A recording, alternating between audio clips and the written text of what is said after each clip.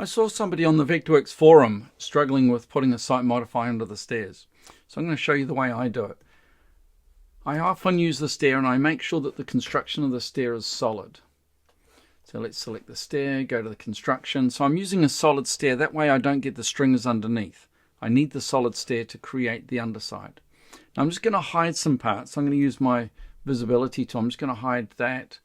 And I'm going to choose my options here to hide objects so I can see right through them. So I'm going to look at the underside of the stair. So there's the underside of my stair. I'm going to use the extract tool from the 3D modeling tool set. I've got it with the extract, so it creates a planar pad. So I can click, makes a planar pad there. And this one, click again, enter, makes a planar pad. This one's a bit too long, so I'm going to double click on it. That'll bring up my reshape tool. And I just need to reshape it down to about here, because that's about all I need.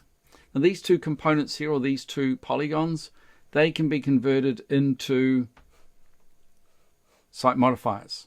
And if I convert them into site modifiers, I can choose how they're converted. These want to be a planar pad. And OK, and Vectorworks will know the elevation of those things. So let's have a look. There it is there. Let's unhide all my objects. You can see there's my pads going under the stairs. Now let's select that and update the site model. And there's my site model updated. Now what would be really good is if I went back to the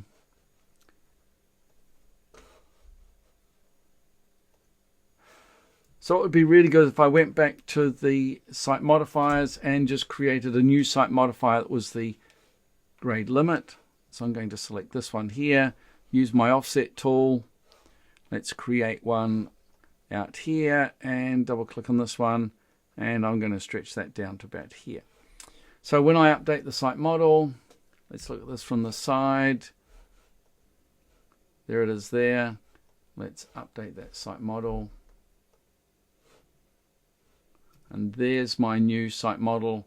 And so you can see it's got my site model around there. Now this part here, this needs to be changed to a grade limits. Let's update my site model. And there it is. You can see my grade limits is now controlling where my pad goes. So that's my solution. If you like this movie, don't forget to give me a thumbs up. It really does help people to find this movie. If you like covering this kind of topic, why not become a member and join in my landmark workshops where we cover this kind of thing all the time. See ya.